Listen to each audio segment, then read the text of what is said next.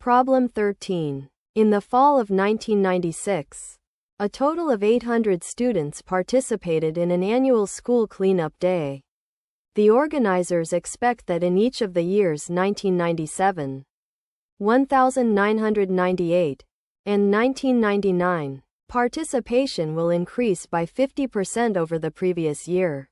The number of participants the organizers will expect in the fall of 1999 is what? The choices are 1,200, 1,500, 2,000, 2,400, and 2,700. You can pause here and solve the problem before seeing the solution.